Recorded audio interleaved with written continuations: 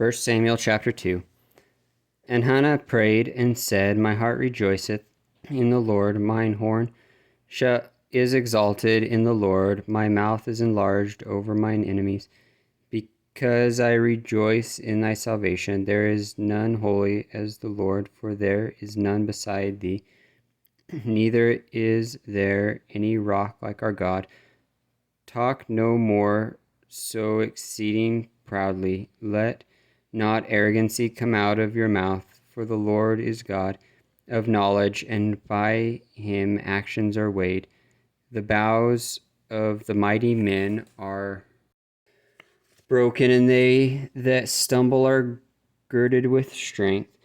They that were full have hired out themselves for bread, and they that were hungry ceased.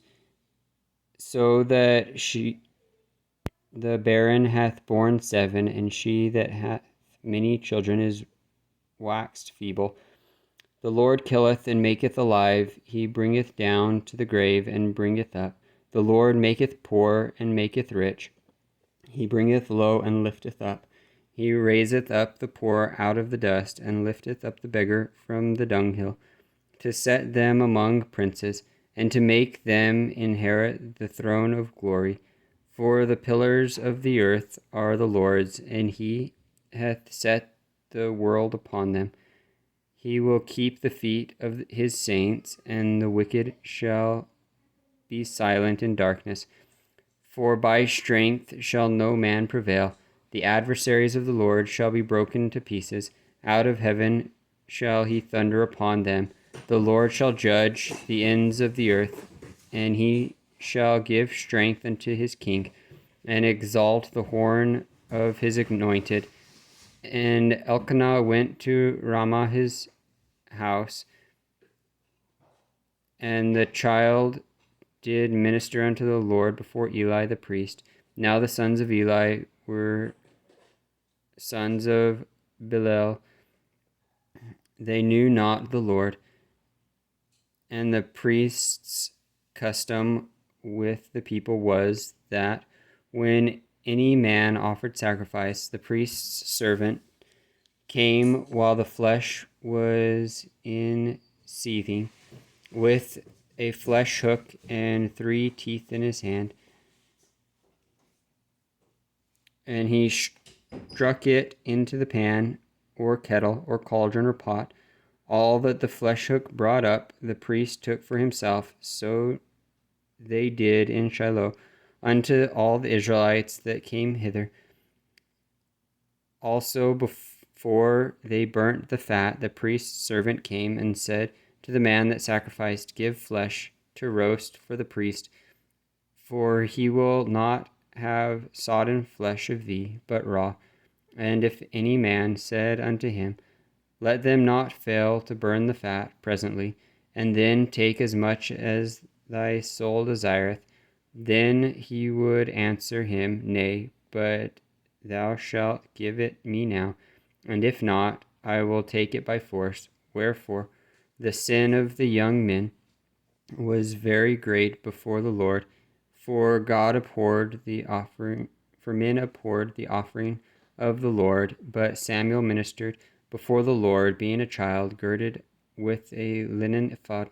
Moreover, his mother made him a little coat, and brought it to him from year to year, when she came up with her husband to offer the yearly sacrifice. And Eli blessed Elkanah and his wife, and said, The Lord give thee seed of this woman for the loan which is lent to the Lord. And they went unto their own home. And the Lord visited Hannah, so that she conceived and bare 3 sons and 2 daughters. And the child Samuel grew before the Lord. Now Eli was very old, and heard all that his sons did unto all Israel, and how they lay with the women that assembled at the door of the tabernacle of the congregation. And he said unto them, Why do ye such things? For I hear of your evil dealings with all this people. Nay, my sons, for it is no good report that I hear. Ye make the Lord's people to transgress. If one man sin against another, the judge shall judge him. But if a man sin against the Lord, who shall entreat for him? Notwithstanding, they hearkened not unto the voice of their father, because the Lord would slay them. And the child Samuel grew on, and was in favor both with the Lord and also with men. And there came a man of God unto Eli, and said unto him, Thus saith the Lord, Did I plainly appear unto the house of thy father, when they were in Egypt in Pharaoh's house? And did I choose him out of all the tribes of Israel to be my priest, to offer upon mine altar, to burn incense, to wear an ephod before me? And did I give unto the house of thy father all the offerings made by fire of the children of Israel? Wherefore kick ye at my sacrifice and at mine offering, which I have commanded in my habitation, and honorest thou thy sons above me, and make yourselves fat with the chiefest of all the offerings of Israel my people? Wherefore the Lord God of Israel saith, I said indeed that thy house and the house of thy father should walk before me forever. But now the Lord saith, Be it far from me, for them that honor me I will honor, and them that despise me shall be lightly esteemed. Behold, the days come, and I will cut off mine arm and the arm of thy father's house, that there shall not be an old man in thine house, and thou shalt see an enemy in thy habitation, and in all thy wealth which God shall give Israel, and there shall not be old man in thy house forever. And the man of thine whom I shall cut off from mine altar shall be to consume thy eyes, and to grieve thine heart, and all the increase of thine house shall die in the flower of their age. And this shall be a sign unto thee, that they shall have two sons, on Hophni and Phinehas. In one day they shall both die, both of them. And I will raise men up, a fruitful priest, that shall do according to that which is in mine heart and in my mind, and I will build him a sure house, and he shall walk before mine anointed forever.